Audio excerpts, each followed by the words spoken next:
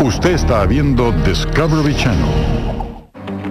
Desastre en Miller Park.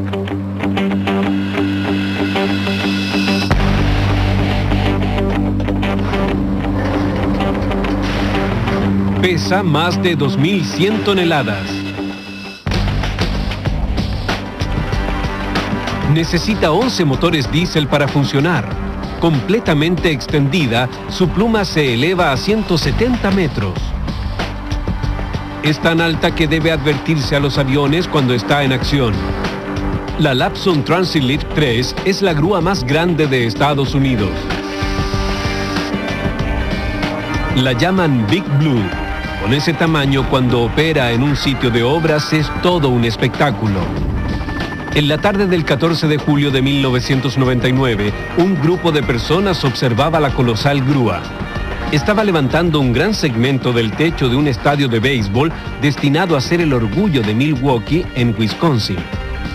Helicópteros de la prensa sobrevolaban el lugar grabando para los noticiarios vespertinos. Espectadores curiosos usaban cámaras fotográficas y de video para llevarse un recuerdo de ese momento histórico.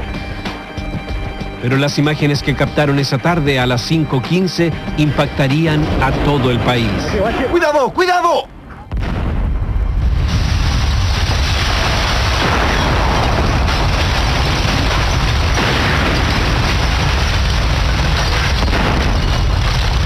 El colapso fue repentino y devastador.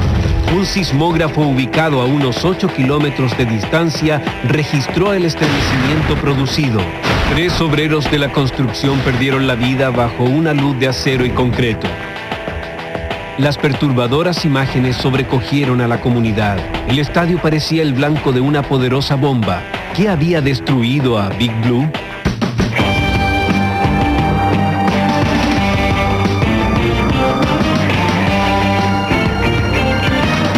Esquema de un desastre.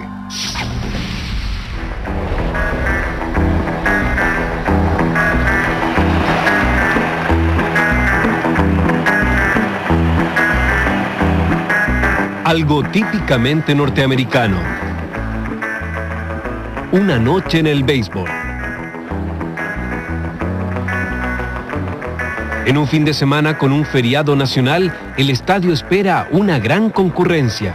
Desde su apertura en 2001, el estadio Miller Park se ha convertido en un hito de Milwaukee. Es la culminación de un sueño para algunos y un motivo de orgullo cívico para la comunidad entera. Jeff es beisbolista de los Brewers. Es un gran estadio. A los fanáticos les encanta y para nosotros, los beisbolistas, siempre es un placer jugar aquí. Significa mucho para los jugadores, para los empresarios y para la ciudad.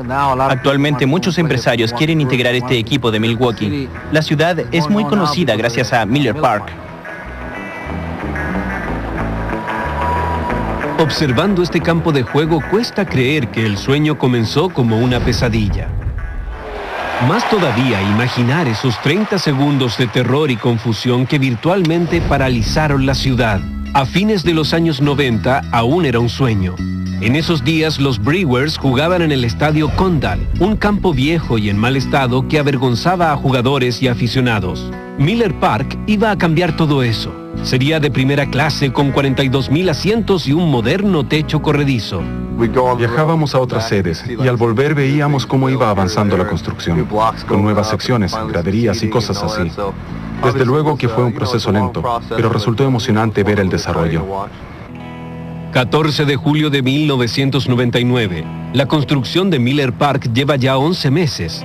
Falta bastante todavía para completarla. Obreros metalúrgicos están ensamblando las gigantescas secciones del techo. Para ahorrar tiempo y reducir riesgos, esos segmentos son armados en el suelo y elevados después por la grúa más grande de toda la región. Oficialmente se denomina Lapson Transit Lift 3, pero los habitantes de Milwaukee la llaman afectuosamente Big Blue. Con 170 metros de altura, es la segunda estructura más alta en el horizonte de Milwaukee. Ha necesitado incluso un permiso de la Autoridad Federal de Aviación. Big Blue se ha convertido en toda una atracción. Cada vez que uno buscaba un punto de referencia en el sector del estadio, la vista panorámica estaba dominada por la enorme grúa. Era una gran atracción, una noticia espectacular. Big Blue estaba en la ciudad. Podía decirse que para mucha gente Big Blue era un monumento. Era enorme, una grúa espectacular, tanto así que se convirtió en un ícono, un símbolo de la ciudad, muy asociado al futuro del béisbol. Evidentemente, Big Blue es una máquina asombrosa. Se requieren 4 hombres para operarla, uno en cada una de las orugas tractoras de la base, otro en una cabina a 7 metros de altura que controla más de 9 kilómetros de cable, y un cuarto que coordina las faenas por radio.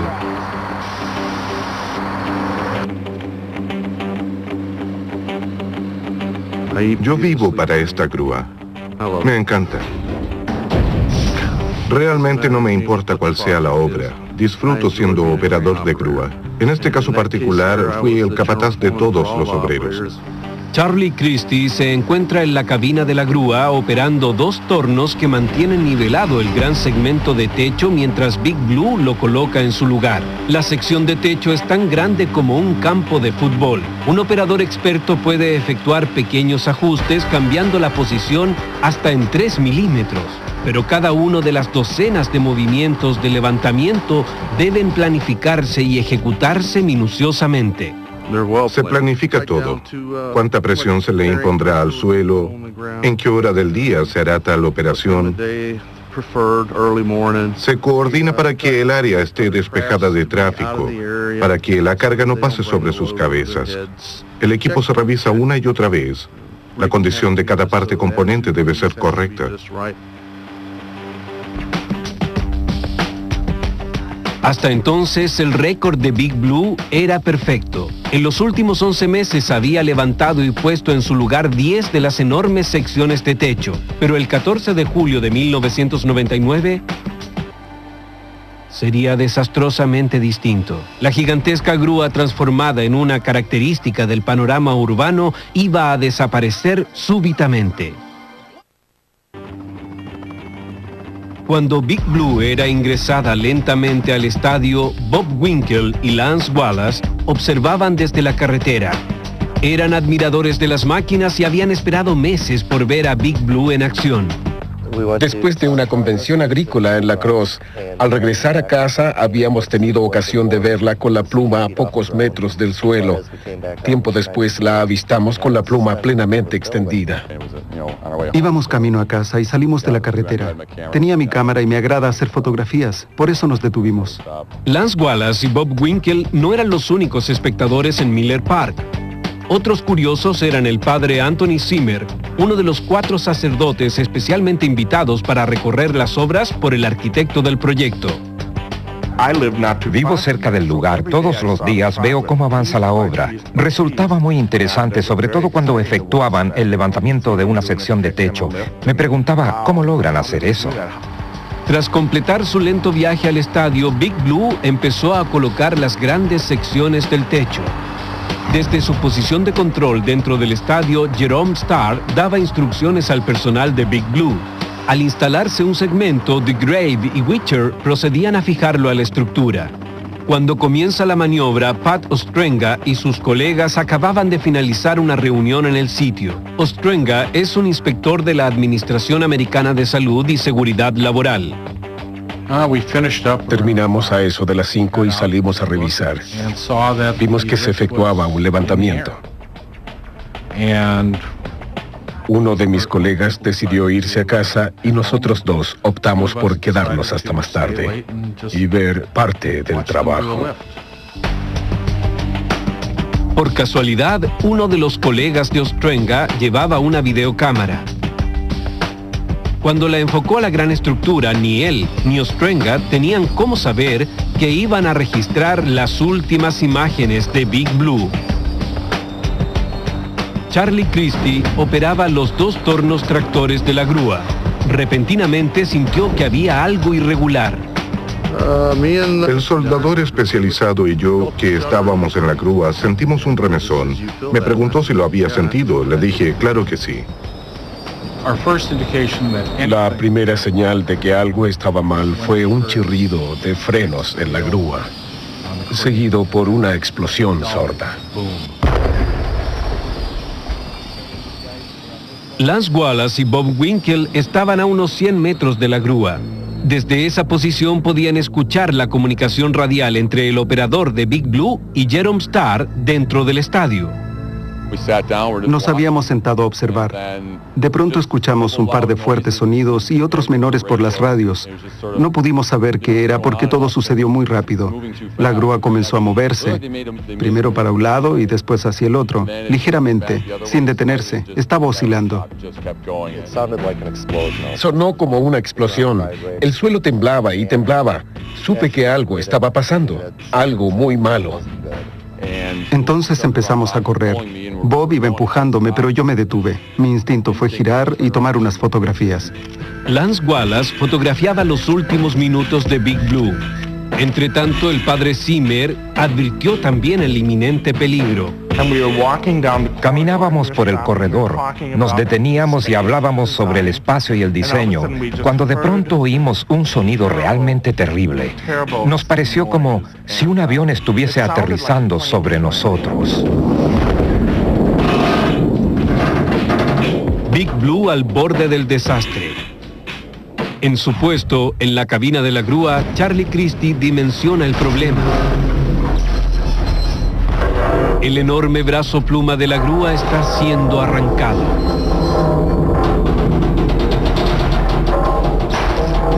Cuando vi lo que estaba pasando y lo que podría resultar, mi primer pensamiento fue, por favor, que esto no se rompa y me corte en dos. Quiero regresar a mi hogar esta noche. Y lo dije en voz alta. Empezamos a oír cómo el metal se destrozaba y colapsaba.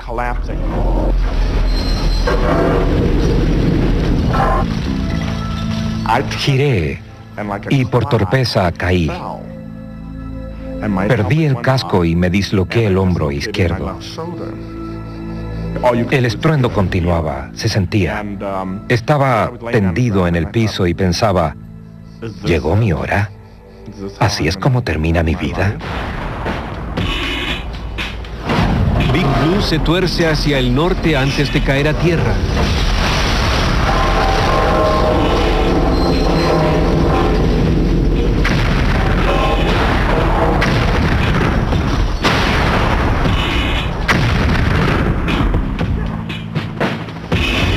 En las radios se oían los desesperados gritos de los hombres que seguían dentro del estadio.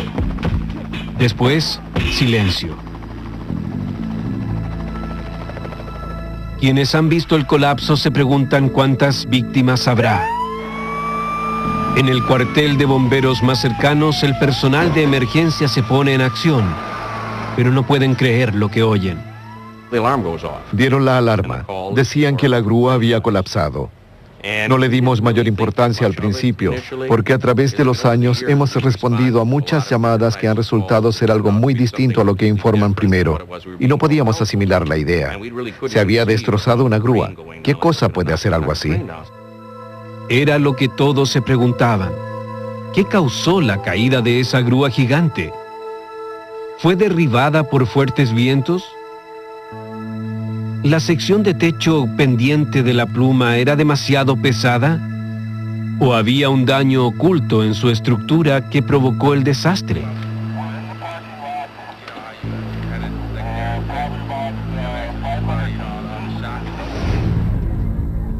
Todos en Milwaukee estaban fascinados con la enorme grúa que construía un nuevo hito en medio de la ciudad. Cada día en que la grúa entraba en operación, se reunía una multitud de curiosos a observar y muchos usaban sus cámaras de video para grabar. El 14 de julio de 1999, una de esas cámaras captó el último levantamiento que hizo Big Blue justo antes de ocurrir el desastre.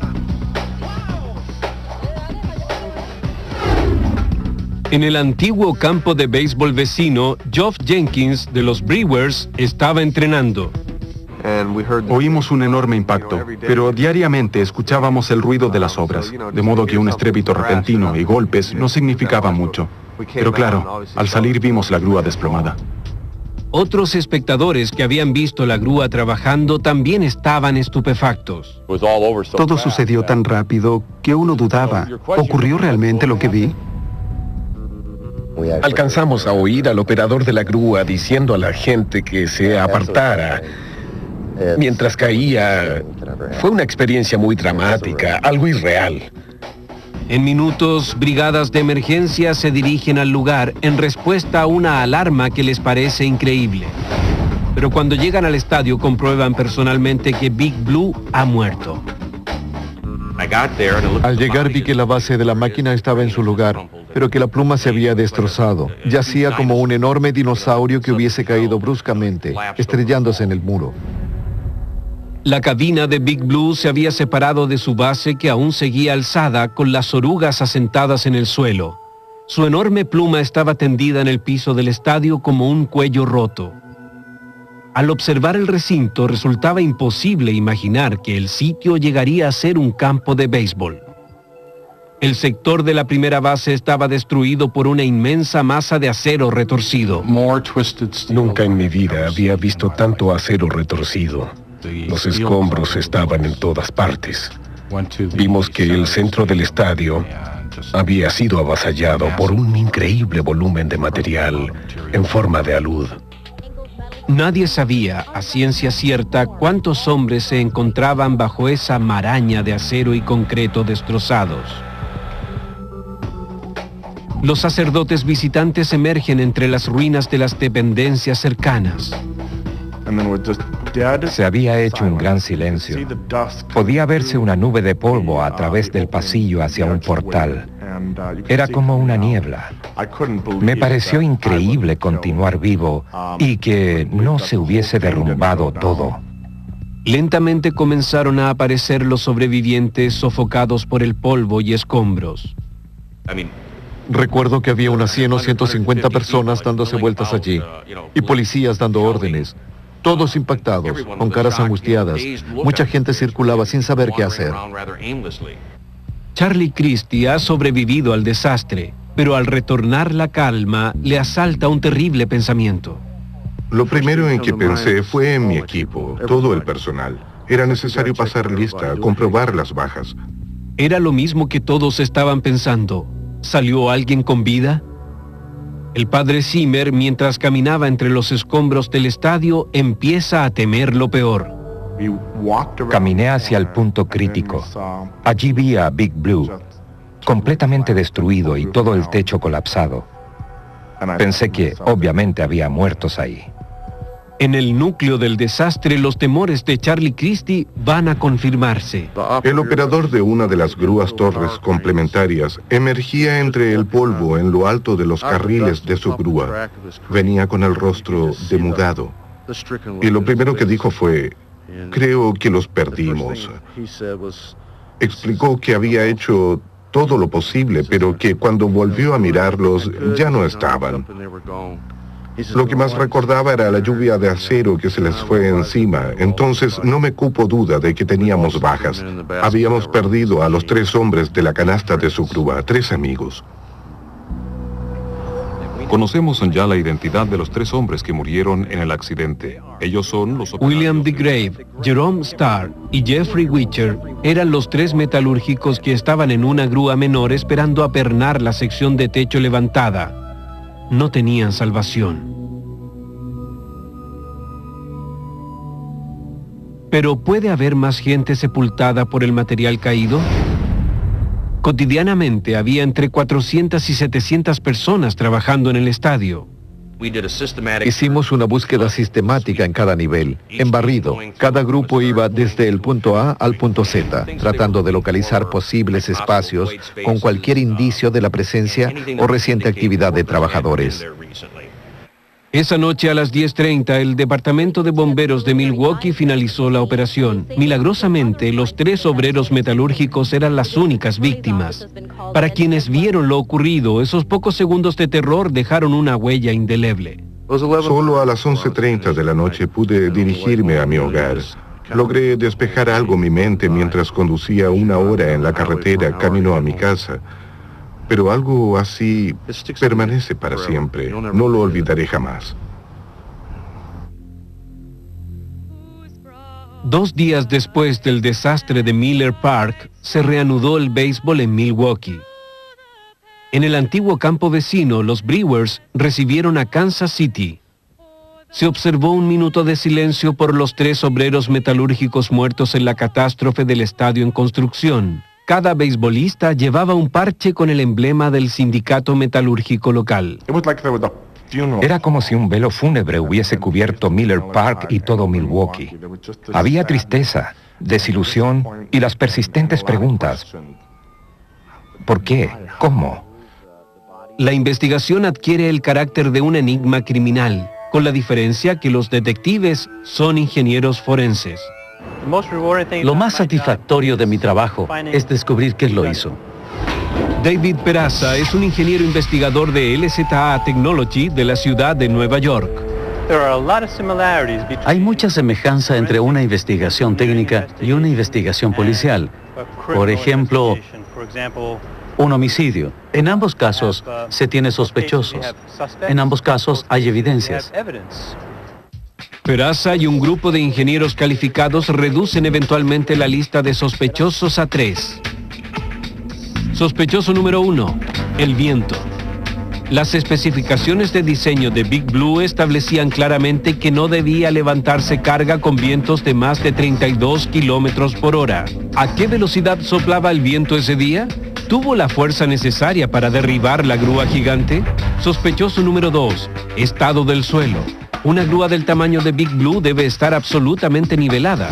Una inclinación de solo escasos milímetros en el piso puede haber bastado para hacer que se desplomara con su carga sobre el sitio de obras. Sospechoso número 3, falla mecánica. Se necesitaron 6 semanas para ensamblar a Big Blue. Tenía una pluma de 170 metros y 9 kilómetros de cable de acero. ¿Podría una pequeña falla técnica en la grúa haber causado el desastre?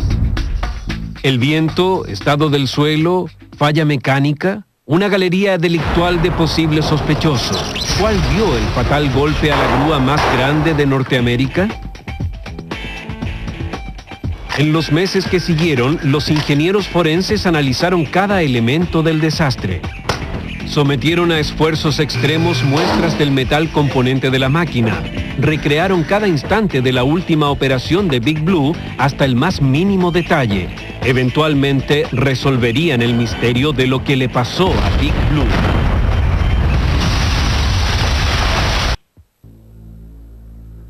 En Miller Park de Milwaukee, los ingenieros forenses revisan escombros en un esfuerzo por comprender qué derribó espectacularmente a la grúa gigante, matando a 3 obreros. De todas las evidencias reunidas, ninguna es más valiosa que el video registrado a pocos metros de Big Blue. Es un testimonio fidedigno de lo ocurrido en la tarde del 14 de julio de 1999. El video es absolutamente esencial para la investigación. Nos ayudó a centrarnos rápidamente en las posibles causas concretas del accidente.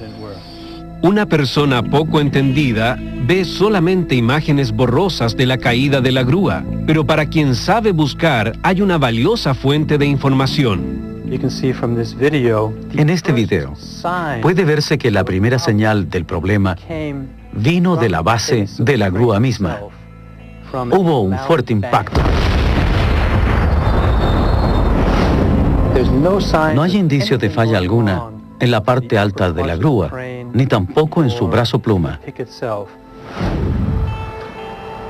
La grabación permite a los investigadores descartar alguna falla en la enorme pluma de la grúa. Notan además que nada ocurrió con todos los metros de cable de acero del sistema. En este momento específico, la sección de techo está casi en posición horizontal y comienza a ser bajada. El chirrido que escuchan es de los frenos del montacarga, que controlan el descenso. Ahora oirán un estallido. Lo sigue otro. Vemos una polvareda y al operador de la oruga delantera escapando. Y ahora el tope de la grúa se ha separado completamente y se desploma.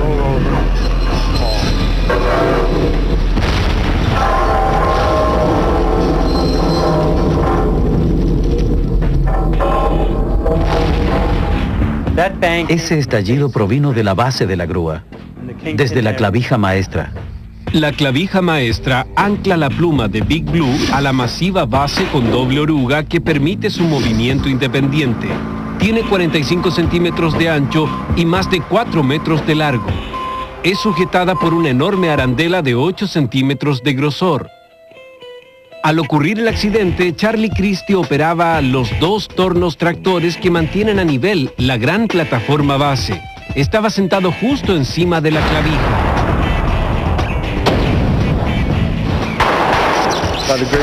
Para fortuna mía, vi saltar la arandela. Me eché hacia atrás y pasó casi rozándome. La clavija maestra saltó unos 25 centímetros y hablamos de algo con cabeza así de grande, muy gruesa, con un eje más o menos así de diámetro.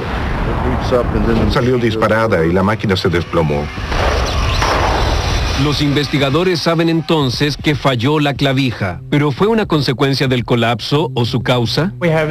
Tenemos esta clavija maestra que une las dos partes. En un laboratorio de Milwaukee, ingenieros de Stork Technimet tratan de reconstruir lo que pasó con la clavija. Y esta es la arandela que encaja en una ranura torneada en el fondo de la clavija maestra.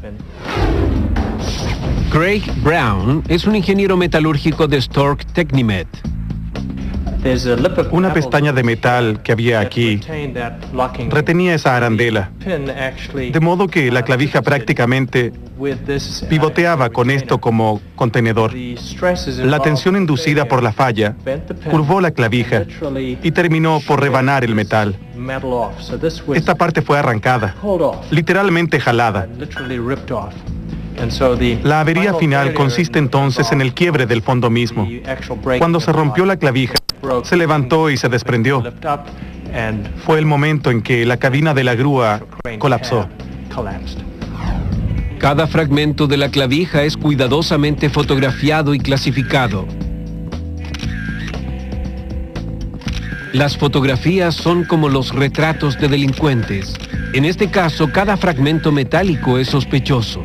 ¿Acaso una pequeña anomalía en la fabricación de la clavija maestra causó el desastre?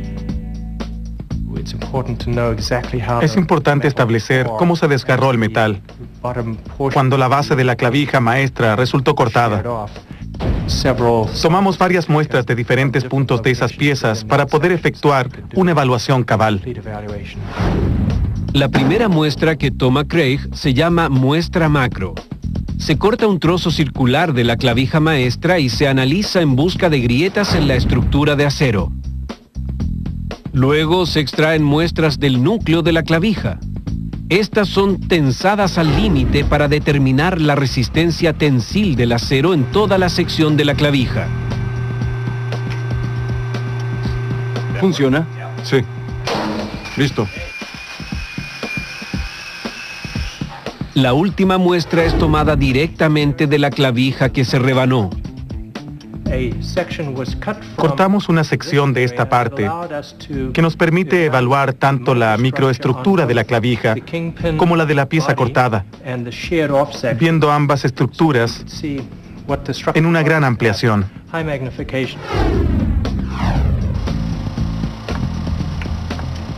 Los técnicos usan un microscopio electrónico escaneador para revisar pequeñas grietas que pudiesen haber debilitado el material de la clavija. Escudriñan la superficie fracturada para determinar exactamente cómo se rompió el metal. Logramos verificar que el material se rompió de manera dúctil, lo que es un buen modo de fractura. No se despedazó, no se recalentó. Eso revela que el material era apropiado para la pieza indicada. Los resultados exoneran a la fracturada clavija de Big Blue. Saber que algo es bueno es tan importante como saber que hay algo malo. Es parte del rompecabezas que tenemos que armar. Ahora, los investigadores saben que el accidente no fue causado por una avería en la pluma o los cables de Big Blue. Tampoco hubo una falla estructural en la clavija maestra. Dirigen entonces su atención al sospechoso número 2. ¿Pudo haber sido derribado Big Blue por la condición del suelo bajo sus 2 enormes orugas de arrastre? Con sus 21.000 toneladas, Big Blue era una máquina inmensamente pesada. Era una de las grúas más grandes del mundo. Su nombre oficial era Translift 3 y fue construida aquí por Lapsum Crane International. El recinto de la empresa es un bosque de plumas, cabinas y otras variadas piezas de acero azulado. Grúas y más grúas. No tratamos de abarcarlo todo. Nos concentramos en lo que hacemos bien, para ser los mejores en ello. Disponemos de excelente equipo, excelente personal y gran tecnología. La Translift 3 está operando con seguridad en todo el mundo desde hace más de 2 décadas. Levantan enormes piezas estructurales para pozos petrolíferos y plantas de energía nuclear. Lo que hace única a estas grúas es obvio, su tamaño. Como ven, la máquina de allá atrás es muy grande y es solo una grúa mediana en nuestra flota. Hemos efectuado muchos levantamientos que exceden las 1.300 toneladas métricas con un solo modelo. La mayoría de las veces se fabrican para grandes diámetros y grandes alturas.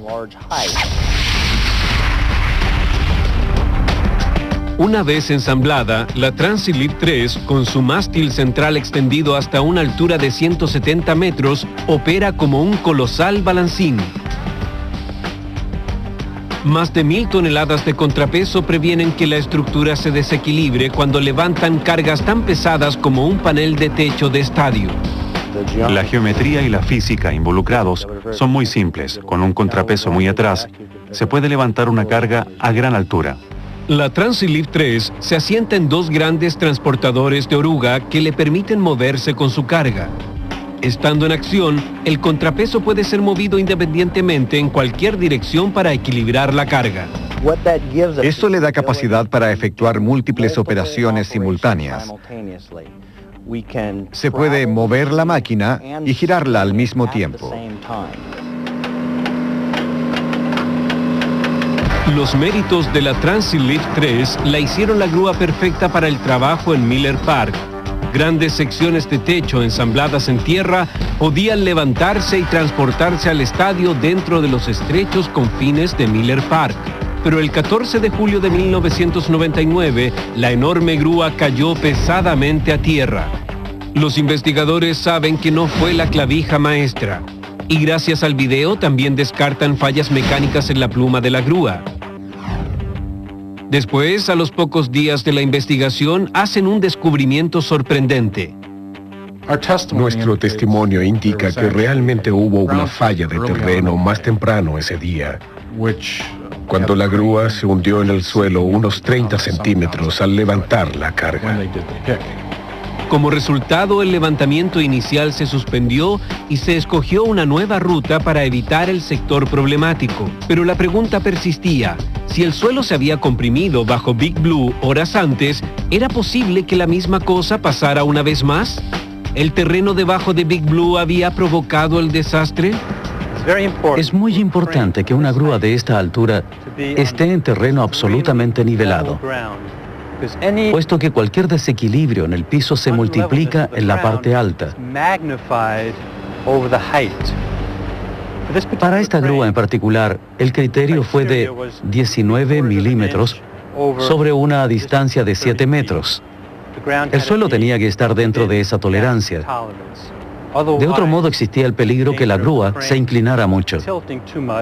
Para asegurar que la grúa esté nivelada y su peso distribuido correctamente, se construyen corredores o carpetas de concreto. Después del desastre, las orugas y las carpetas de concreto de Big Blue quedaron más o menos intactas.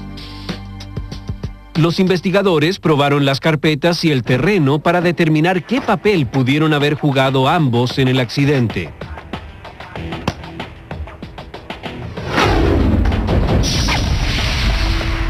Notamos que había unas grietas, pequeñas fisuras muy finas, que correspondían al lugar en que se asentó la grúa. Cada grieta es cuidadosamente examinada y registrada. Los ingenieros también buscan ocultos bolsones de aire en el suelo bajo las carpetas que puedan haber afectado la estabilidad de la base. Este martillo tecnológico actúa como un sonar. Las ondas sonoras rebotan y exponen cualquier anomalía oculta. La exhaustiva búsqueda no revela evidencias de problema alguno en las carpetas de concreto. Pero estas carpetas son solo tan buenas como el terreno en que estén. La respuesta entonces puede hallarse bastante debajo de la superficie. A los investigadores les preocupa que aún con las carpetas intactas, el subsuelo pueda haber sido comprimido por el peso de Big Blue para luego volver a su posición original, borrando cualquier rastro del problema. Se usan entonces sondas para medir la elasticidad del suelo.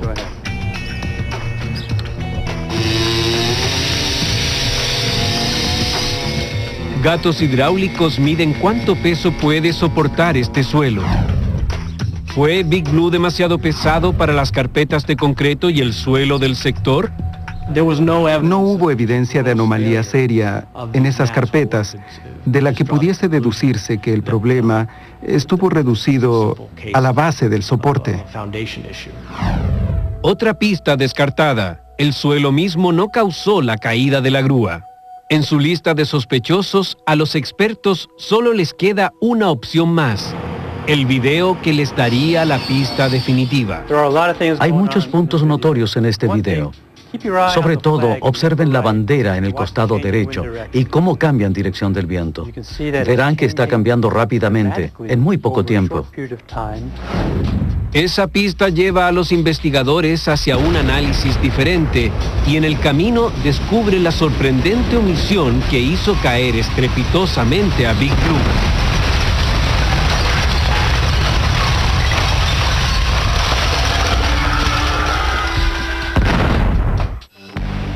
Julio 14, 1999. Charlie Christie y su radiooperador están sentados en lo alto de Big Blue operando los tornos de la gigantesca grúa. El viento sopla por Miller Park, un viento que inquieta a Charlie Christie y a su colega operador.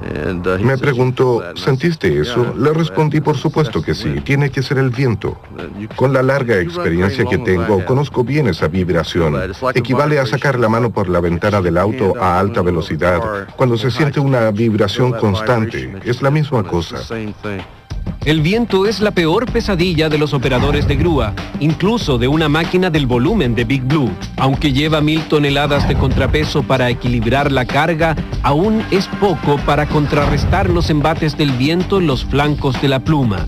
Mediciones hechas en un aeropuerto cercano poco antes de las 5 p.m. en el día del accidente revelaron vientos de 38 kilómetros por hora, muy por sobre el límite de seguridad de Big Blue. Pero esta no es toda la historia. Las especificaciones de la grúa indicaban que esta no debía usarse con vientos de fuerza mayor a 32 kilómetros por hora. Y eso solo considerando el viento sobre la grúa misma, y no su efecto de presión sobre la pieza que se levantaba. La pieza que se levantó ese día era una sección de techo de 450 toneladas. A primera vista parecía que el viento habría de pasar a través de ella, pero los expertos calculan que esa sección de techo tiene un área de superficie mayor a la ala de un Boeing 747. De alguna manera ese detalle fue ignorado.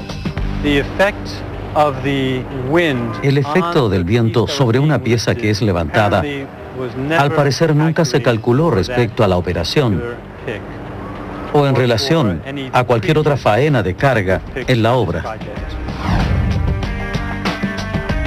¿Fue eso suficiente para que se desplomara la grúa?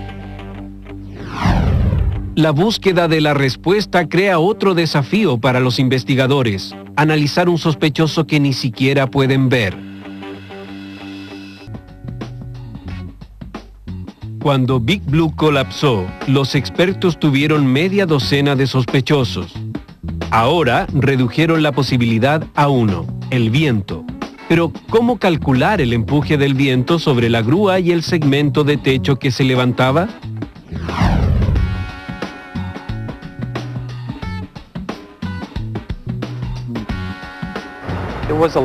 El viento estaba entrando y saliendo por una verdadera filigrana. De modo que el reto consistía en aplicar las más avanzadas técnicas analíticas para calcular el grado de influencia que pudo tener. Los investigadores recurren a los especialistas de RWDI de Guelph, Ontario, una de las mejores empresas de ingeniería eólica del mundo. Allí recrean el accidente con miniaturas en el túnel de viento. Construyen modelos a escala de Big Blue, del estadio parcialmente terminado y del segmento de techo en preciso detalle. Cada parte del modelo es montada de forma que el efecto eólico pueda medirse exactamente. En esta prueba, la grúa y el panel de techo se montaron para crear equilibrios de fuerza separados. Al probar estos dos ítems al mismo tiempo, se puede tener una idea de la acción total del viento contra la grúa al sobrevenir el accidente. Los técnicos recrean las cambiantes condiciones del viento en el día del accidente. Sensores miden las fuerzas invisibles que actúan sobre los modelos.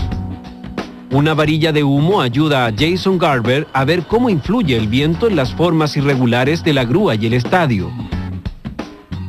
Una posibilidad es que el flanco del estadio magnificara el efecto del viento sobre la grúa y la sección de techo suspendida. Observamos esos efectos en una y otra dirección y evaluamos cómo reaccionan los vientos en cada dirección posible.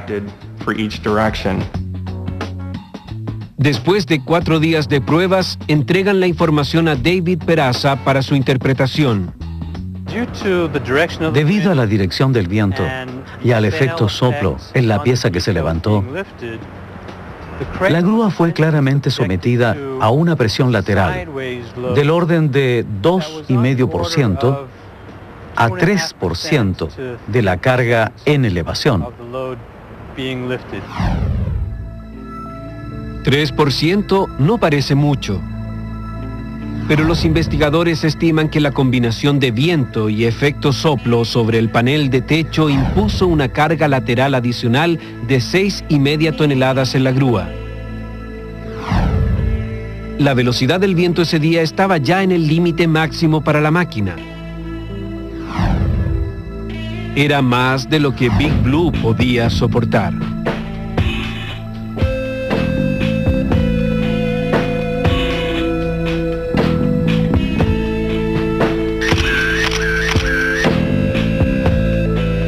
Llevó más de 2 años reunir la información y recrear lo ocurrido en Miller Park.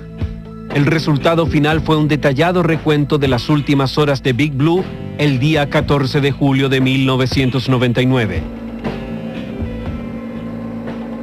A las 5:14 lleva un segmento de techo de 450 toneladas al punto fijado en el extremo sur del estadio. Los operarios comenzaban a bajar la gran pieza a su posición.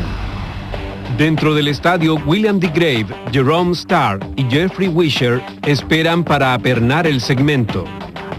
Están suspendidos en la jaula de una grúa menor. La inmensa sección de techo está a unos 100 metros del suelo cuando el viento sopla y cambia de dirección. Charlie Christie siente un temblor. Cuando el viento golpea el panel suspendido, genera una enorme presión lateral en la grúa, más de lo que la estructura de Big Blue puede resistir.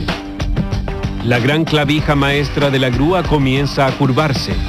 Saltan los pernos y la arandela se dispara ante los ojos de Charlie Christie. La sección de techo, la mitad superior de la pluma y su brazo caen dentro del estadio, matando a William D. Grave, Jerome Starr y Jeffrey Wisher.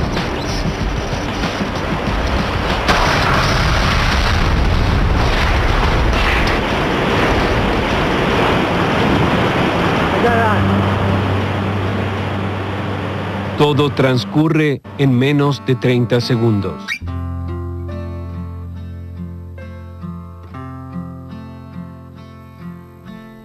Como consecuencia del accidente, el contratista responsable de la obra de construcción, Industrias Pesadas Mitsubishi de América, fue duramente criticado. ¿Por qué habían procedido con el levantamiento pese a las advertencias sobre la condición del viento? ¿Por qué no habían evaluado la presión eólica en los paneles de techo que estaban levantando? El año 2000, un jurado falló que Industrias Pesadas Mitsubishi fue un 95% negligente en el trágico accidente que mató a 3 obreros de la construcción. La lección que nos dejó el accidente fue llevada a la práctica casi inmediatamente en la continuación del proyecto. Vale decir que había que tomar en cuenta explícitamente los efectos del viento en las cargas que se elevan.